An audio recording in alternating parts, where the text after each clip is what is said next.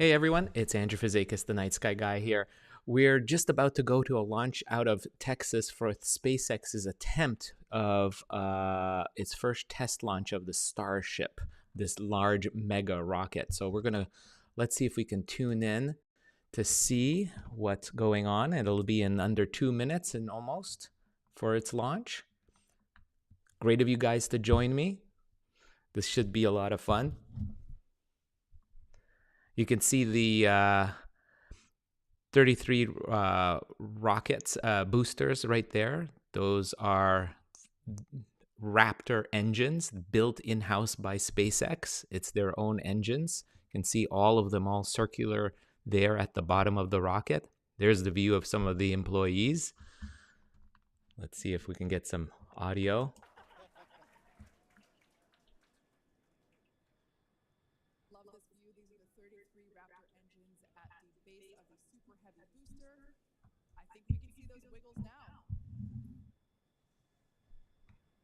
Inside 90 seconds. Next major activity, T-minus 40 seconds. That is a gate, a decision point. We're waiting possibility the propulsion team may need a few minutes. Flight termination system is armed for flight. We're getting ready for T-minus 1 minute and counting.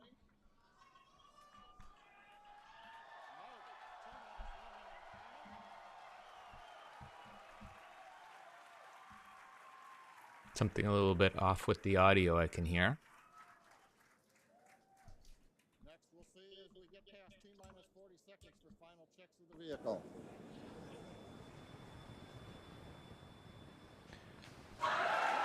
So this is a suborbital flight. It's really not going to go around the Earth, potentially.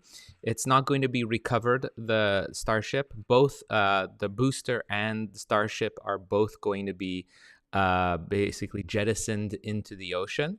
However, the booster is going to be jettisoned above the Gulf of Mexico, because this launch site that you're seeing here is just on the coast of Gulf of Mexico in southern Texas. And so the booster will will splash down into the Gulf of Mexico, while the Starship will go into a kind of a suborbital flight, go partially around the Earth, and basically splash down off the coast of Hawaii. So neither of these are going to be recoverable now, but eventually the idea is that both the booster and the Starship will both be recoverable and reusable. Now, the entire stack of the rocket that you can see, the black part at the top there, that's the Starship. That's the cargo astronaut transportation system. That part at the top, the black part. The white part underneath is the booster of the rocket. So that's what gives it the power to push it up into space. Okay, there's a countdown hold for final launch checkouts. Okay, so we'll see what happens. Crossing fingers. This is the second attempt for SpaceX to launch. If this works, this is a huge milestone for us to go back to the moon and onto Mars potentially. I mean, this rocket is so big, it's the largest rocket built by humankind. It's even bigger than the one NASA used for Artemis just a few months ago. This is even bigger than Saturn V that took us to the moon 50 years ago during the Apollo missions. It's over twice taller than the space shuttle. It can carry 5 times more cargo than the space shuttle did, Remember, space shuttle used to have that big cargo. It took the Hubble Space Telescope in the cargo bay. Well, this thing is massive. It can take a lot more, something like 150,000 tons of cargo. It can take upwards. Here's the black. That's the black part that is painted black. That's the Starship itself. That is where cargo and humans eventually will go. Now, on this particular test, there's no humans on board. There's nobody there on the spaceship, but this is just a test, a technological test to see if this all works. So it'll be interesting to see.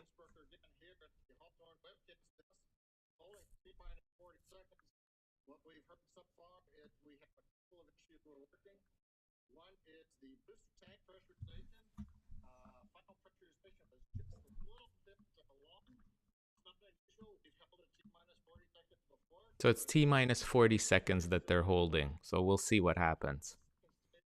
They're working some final purging. We can jump very shortly. You know, while they're doing this, while they're holding onto this, I'm just going to show you this trailer of kind of what to expect. Check this out while this is going on.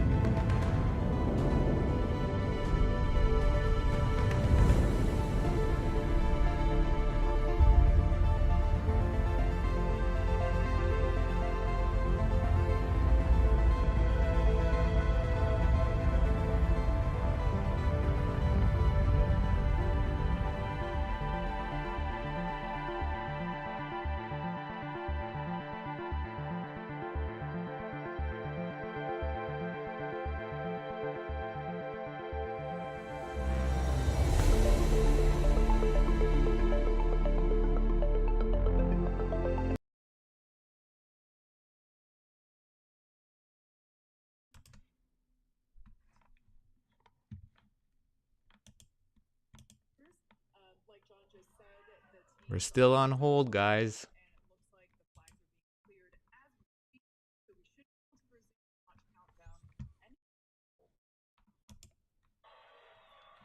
There we go. 20 seconds. Yes, finally.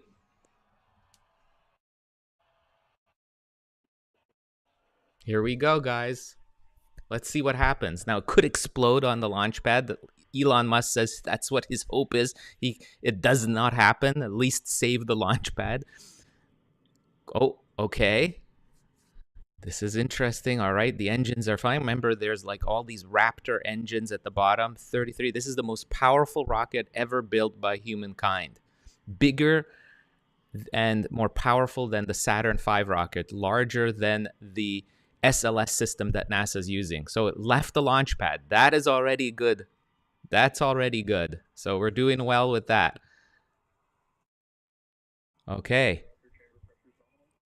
We're almost 300 kilometers per hour. The speed is increasing quickly. Let me move my thing here to the side here. There we go. We'll move it up here.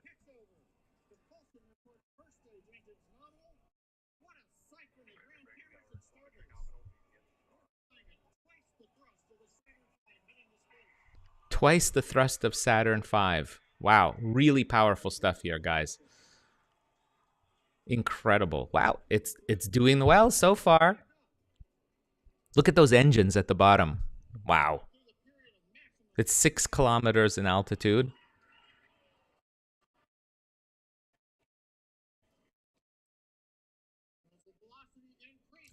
Oh, look at that. Some of the engines aren't burning. I wonder why.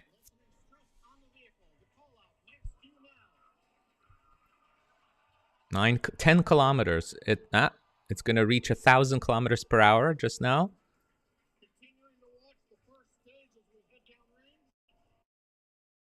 Very good. Wow, wow, wow. Look at that.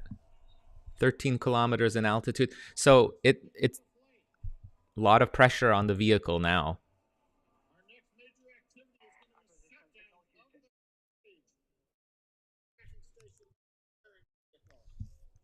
Big success for SpaceX.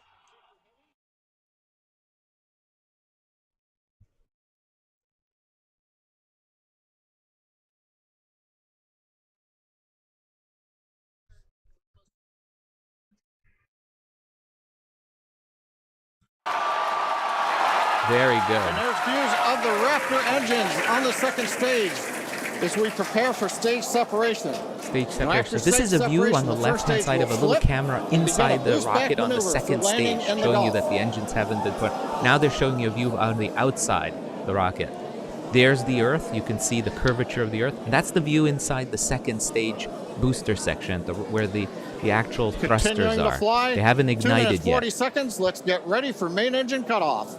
Main engine cutoff, so they're going to cut off the engines, the 33 that you see at the bottom. Beginning the flip for stage separation.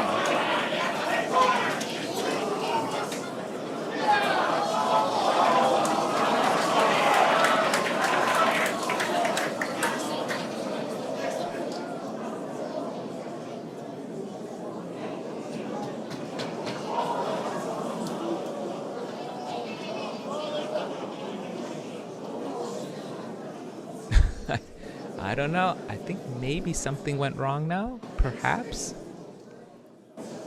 The second As of right now, we are awaiting stage separation, where Starship should separate from the Super Heavy booster. Yeah, Kate, right now it looks like we saw the start of the flip, but obviously we're seeing from the ground cameras the entire Starship stack continuing to rotate. We should have had separation by now. Obviously, this is does not appear to be a nominal situation. That's right. Yeah, exactly. It does appear to be spinning, but I do want to remind everyone that everything after clearing the tower was icing on the cake. Oops. There's the exploded. And there, as you saw, as we promised, an exciting end to the Starship inaugural. So it left the launch integrated pad, test it lifted flight. off, but it couldn't quite do the separation, the final separation of the top stack. So Starship couldn't separate off of the booster. Very interesting. Everyone So I would say that's a success to clear in the pad terms and of make that it this fly, far but into the the test second flight, stage the didn't first separate. integrated flight of the booster. This and was the first Starship integrated vehicle. flight of the Live view heavy there booster. of There's our Elon. control center at Starbase, which we refer to as Star Command. As we said before, obviously we wanted to make it all the way through, but to get this far, honestly, is amazing. Well, if you're just joining us, Starship just experienced what we call a rapid unscheduled disassembly, or a RUD, during ascent. But now this was a development test. This is the first test flight of Starship, and the goal was to gather the data, and as we said, clear the pad and get ready to go again. So you never know exactly what's going to happen, but as we promised, excitement is guaranteed. And Starship gave us a rather spectacular end to what was truly an incredible test thus far. Now, as we mentioned at the start of today's program, any and all the data that we collected during the test is going to help us with further development of Starship, and it's going to improve the vehicle's reliability as SpaceX seeks to make life multiplanetary. It's really worth noting that the flight path was designed to be over water and all the air and sea space. Along with that flight path and those surrounding areas were cleared in advance of the test. And of course, we're going to be coordinating with local authorities for the recovery operations. But honestly, what an exciting morning. Oh my gosh. We had a successful liftoff from Starbase, Texas at 8:28 a.m. Central Time.